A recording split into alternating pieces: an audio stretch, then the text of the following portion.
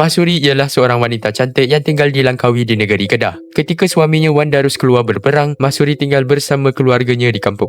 Dia dituduh berlaku curang dengan seorang lelaki bernama Deraman. Tuduhan ini dipercayai berpunca daripada perasaan iri hati dan dendam penduduk kampung terhadapnya. Mahsuri kemudian dibawa untuk diadili dan dijatuhi hukuman mati. Menurut cerita rakyat, pelbagai senjata digunakan untuk melaksanakan hukuman tersebut, tetapi semuanya gagal membunuhnya. Mahsuri kemudiannya memberitahu bahawa hanya keris pusaka milik keluarganya mampu menamatkan nyawanya, dan apabila keris itu digunakan, darah putih dikatakan mengalir keluar dari tubuhnya yang dianggap sebagai bukti bahawa dia tidak bersalah. Sebelum meninggal dunia, Mahsuri dikatakan menyumpah Langkawi supaya ditimpa malapetaka selama 7 keturunan. Selepas peristiwa itu, Langkawi mengalami pelbagai kesukaran termasuk serangan siam dan kemerosotan ekonomi, menyebabkan sumpahan Mahsuri terus dikenang sehingga hari ini. Raja Bersiung.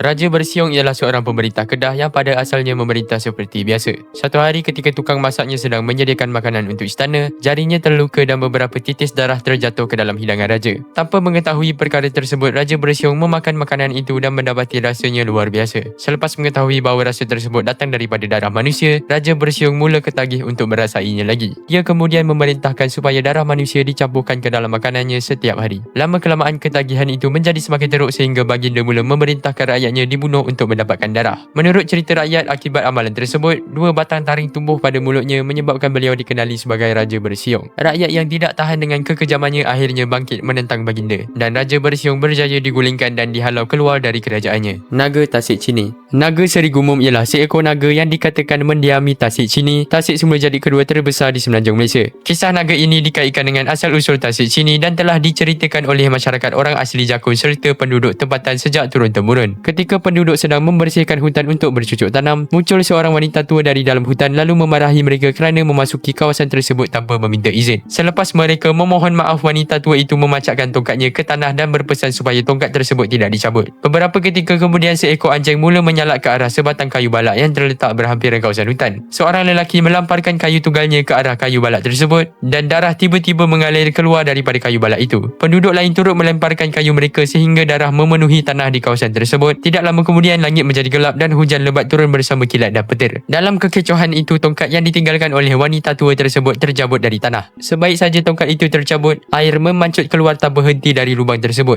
dan air terus memenuhi kawasan itu selama bertahun-tahun sehingga terbentuknya Tasik Chini. Penduduk kemudiannya percaya bahawa kayu balak yang berdarah itu sebenarnya ialah seekor naga bernama Seri Gumum. Dalam satu lagi legenda, Seri Gumum merupakan salah satu daripada beberapa naga yang menjaga kawasan Nusantara. Ia dikatakan tinggal di Tasik Chini bersama naga Seri Pahang dan menjadi pembela negeri Pahang. Badang. Setiap hari Badang memasang bubu untuk menangkap ikan di sungai. Namun setiap kali dia datang memeriksa bubu tersebut, ikan yang ditangkap sering hilang tanpa diketahui puncanya. Pada suatu malam, Badang mengambil keputusan untuk bersembunyi dan mengawasi bubunya, dan di situ dia ternampak seekor makhluk gaib yang sedang memakan ikan-ikan yang terperangkap. Dan kemudian Badang berjaya menangkap makhluk tersebut. Untuk membebaskan dirinya, makhluk itu menawarkan satu ganjaran kepada Badang, dan Badang meminta supaya diberikan kekuatan yang luar biasa. Makhluk tersebut kemudian memuntahkan semula ikan-ikan yang telah dimakannya dan menyuruh Badang memakannya. Sejak hari itu, Badang memperoleh kekuatan yang luar biasa sehingga mampu mengangkat batu-batu besar dan menumbangkan pokok dengan mudah. Berita tentang kekuatannya akhirnya sampai kepada pemerintah, dan Badang kemudiannya dibebaskan daripada status hambanya dan dilantik menjadi hulu balang istana. Dalam kisah yang terkenal, dia dikatakan berjaya membaling sebuah batu besar ke seberang muara hanya dengan menggunakan sebelah tangan, dan batu yang dikaitkan dengan kisah tersebut dikenali sebagai Batu Badang dan pernah menjadi salah satu mercu tanda yang terkenal di Singapura. Puteri Gunung Ledang. Puteri Gunung Ledang ialah seorang puteri yang tinggal di puncak Gunung Ledang bersama pengikut-pengikutnya. Kecantikannya begitu terkenal sehingga berita mengenainya sampai ke pengetahuan Sultan Mahmud Shah dari Kesultanan Melaka. Sultan Mahmud Shah kemudian menghantar rombongan yang diketuai oleh Tun Mamat untuk meminang Puteri Gunung Ledang. Tun Mamat bersama rombongannya merendah hutan dan mendaki gunung sehingga berjaya bertemu dengan puteri tersebut. Namun Puteri Gunung Ledang tidak terus menerima pinangan itu. Sebaliknya, puteri mengenakan 7 syarat yang perlu dipenuhi sebelum perkahwinan dapat berlangsung. Syarat-syarat tersebut ialah jambatan emas dari Melaka ke Gunung Ledang, jambatan perak dari Melaka ke Gunung Ledang, 7 dulang hati nyamuk, 7 dulang hati kuman, 7 tempayan air mata anak dara, 7 tempayan air pinang muda, dan semangkuk darah putera Sultan sendiri. Apabila syarat-syarat itu disampaikan kepada Sultan Mahmud Shah, baginda dikatakan sanggup memenuhi hampir semuanya. Namun apabila tiba kepada syarat terakhir yang memerlukan darah puteranya sendiri, baginda tidak sanggup meneruskannya. Maka pinangan tersebut tidak pernah berjaya disempurnakan. Menurut kebanyakan versi cerita, 7 syarat itu sebenarnya merupakan cara Puteri Gunung Ledang untuk menolak pinangan Sultan tanpa menyinggung perasaannya. Puteri Santubong. Puteri Santubong dan Puteri Sejinjang merupakan dua orang puteri kayangan yang dihantar ke bumi untuk mengajar manusia pelbagai kemahiran. Puteri Santubong mengajar penduduk cara menenun kain, manakala Puteri Sejinjang mengajar cara untuk menumbuk padi dan menguruskan hasil tanaman. Kedua-duanya tinggal bersama dan hidup dalam keadaan aman untuk satu tempoh yang lama. Namun seorang putera telah datang ke kawasan tersebut dan menimbulkan perselisihan antara mereka. Dan kedua-dua puteri mula berebut perhatian putera tersebut. Perselisihan itu akhirnya bertukar menjadi pergaduhan dan dalam kemarahan Puteri Sejinjang dikatakan melemparkan alat penumbuk padi ke arah Puteri Santubong. Puteri Santubong pula membalas dengan melemparkan alat tenun miliknya. Pertarungan mereka menjadi semakin hebat sehingga menyebabkan kawasan sekeliling bergegar. Melihat keadaan itu, dewa-dewa kayangan murka kerana dua-dua puteri telah melanggar janji untuk hidup dalam keamanan. Sebagai hukuman, kedua-duanya disumpah menjadi gunung. Puteri Santubong dikatakan berubah menjadi Gunung Santubong, manakala Puteri Sejinjang berubah menjadi Gunung Sejinjang yang terletak berhampiran.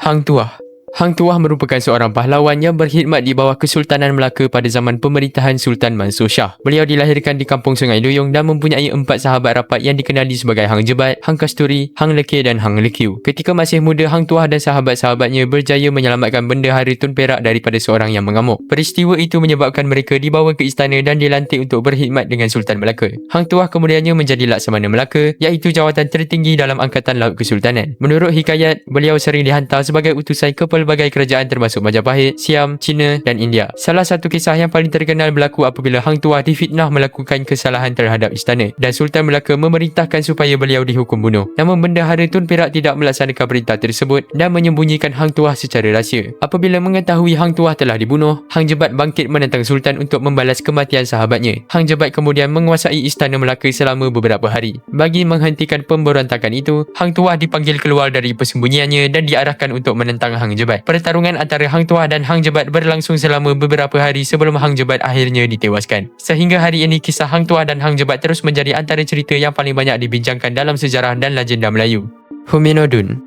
Menurut kisah kaum Kadazan Dusun, Huminodun merupakan anak kepada Kinoingan, dewa tertinggi dalam kepercayaan mereka, dan isterinya Suminundu. Pada satu ketika, dunia dilanda kebuluran yang teruk. Tanaman tidak menjadi, makanan semakin berkurangan dan manusia mula mati akibat kelaparan. Melihat penderitaan manusia, Kinoingan mencari jalan untuk menyelamatkan mereka. Dan satu-satunya cara untuk mengembalikan kesuburan tanah ialah dengan mengorbankan Huminodun. Walaupun mengetahui nasib yang bakal menimpanya, Huminodun bersetuju untuk mengorbankan dirinya demi menyelamatkan manusia. Selepas pengorbanannya, bahagian tubuh Huminodun dikatakan berubah menjadi pelbagai jenis tanaman. Daripada tubuhnya tumbuh padi yang kemudiannya menjadi sumber makanan utama masyarakat Kadazan Dusun. Rohnya pula dipercayai menjadi Bambarayon, iaitu semangat padi yang dihormati dalam kepercayaan tradisional mereka. Kisah Huminodun menjadi asas kepada sambutan pesta keamatan, perayaan yang disambut setiap tahun di Sabah pada 30 dan 31 Mei. Batu belah, batu bertangkup. Menurut cerita rakyat Melayu, terdapat seorang balu bernama Mak Tanjung yang tinggal bersama dua orang anaknya selepas kematian suaminya. Pada suatu hari, Mak Tanjung berjaya menangkap seekor ikan tembakul yang mempunyai telur di dalam perutnya. Si ibu kemudian berpesan supaya telur ikan tersebut disimpan untuknya kerana dia ingin memakannya selepas pulang kerja. Namun ketika ketiadaan ibunya, kedua-dua anak itu termakan telur ikan tersebut. Apabila si ibu pulang ke rumah dan mendapati telur ikan itu telah habis dimakan, si ibu berasa sangat kecewa. Walaupun anak-anaknya cuba meminta maaf, beliau tetap berasa sedih kerana merasakan pesanannya tidak dihormati. Dalam keadaan kecewa, si ibu berjalan menuju ke sebuah batu besar yang dikenali sebagai batu belah, batu bertangkup, dan menurut legenda batu tersebut mempunyai kuasa ajaib dan boleh terbuka serta tertutup seperti mulut gergasi. Apabila tiba di hadapan batu itu, si ibu meminta batu tersebut menelannya. Batu itu kemudiannya terbuka dan si ibu masuk ke dalamnya. Kedua-dua anak berlari mengejar sambil merayu supaya ibunya kembali. Namun sebelum mereka sempat menyelamatkannya, batu itu tertutup semula dan si ibu hilang buat selama-lamanya.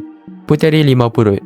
Terdapat seorang puteri yang dikenali sebagai Puteri Limau Purut. Namanya berasal daripada bau harum pada tubuhnya yang dikatakan menyerupai wangian limau purut sejak beliau dilahirkan. Kecantikannya terkenal ke seluruh negeri Perak sehingga ramai putera dan pembesar datang untuk meminangnya. Namun Puteri Limau Purut tidak mudah menerima pinangan dan hanya mahu berkahwin dengan seseorang yang benar-benar ikhlas. Menurut legenda, seorang putera dari negeri jiran menjadi marah selepas pinangannya ditolak dan putera tersebut mendapatkan bantuan ilmu sihir untuk menculik Puteri Limau Purut. Pada satu malam, Puteri Limau Purut dikatakan hilang secara misteri dari istana ketika kabus tebal menyelubungi kawasan tersebut. Walaupun usaha mencari dilakukan di seluruh negeri, beliau tidak pernah ditemui. Keesokan harinya, penduduk mendakwa terhidu bau limau purut yang sangat kuat dari sebuah kawasan hutan berhampiran. Sejak itu, kawasan tersebut sering dikaitkan dengan Puteri Limau Purut dan ada yang percaya beliau menghilang ke alam gaib